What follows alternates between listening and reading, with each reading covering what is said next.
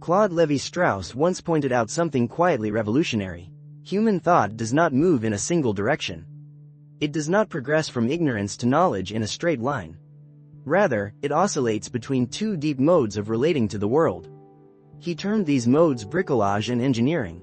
These are not stages of evolution or levels of intelligence.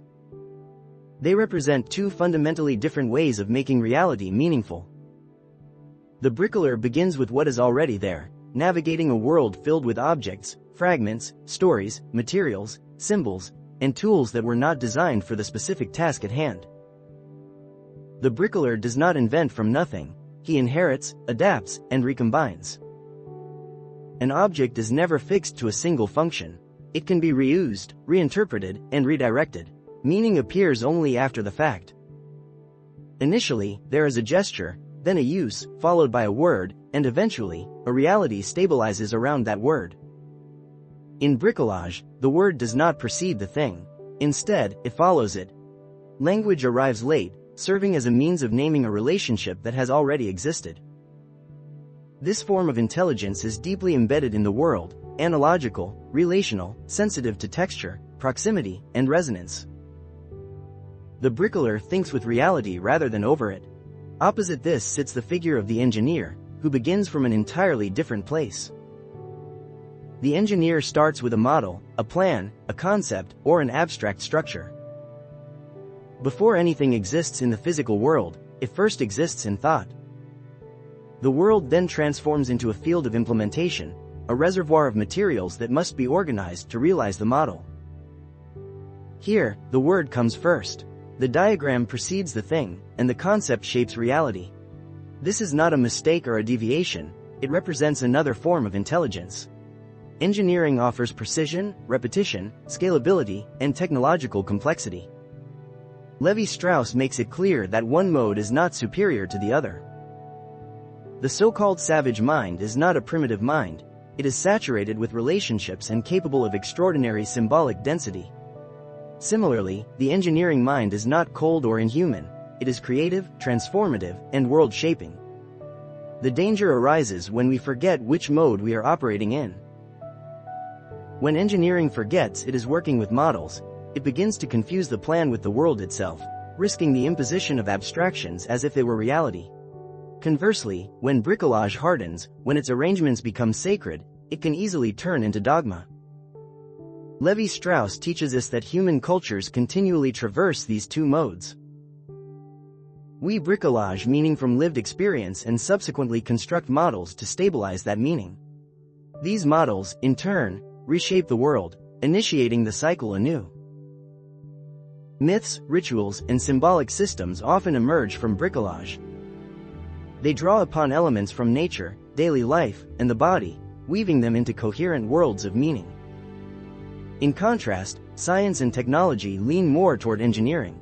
They typically begin with formal models, seeking to realize these concepts in material form. Our contemporary dilemma does not stem from one mode replacing another, it arises from having forgotten the difference between the two. We find ourselves living inside models, frequently unaware of whether we are still bricolaging meaning or have already transitioned into engineering reality. Perhaps true awareness begins at this very point, not by choosing one side over the other, but by recognizing, moment by moment, how we are shaping the world.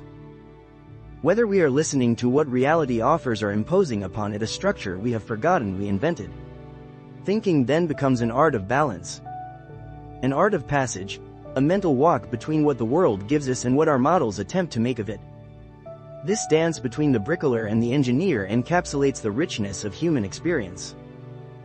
Each mode complements the other, fostering a dynamic interplay that enhances our understanding of reality. Through this dualistic lens, we can appreciate the depth of human thought and creativity. Bricolage invites us to embrace the chaos of the world around us, to find beauty in the fragments and connections that emerge from lived experiences.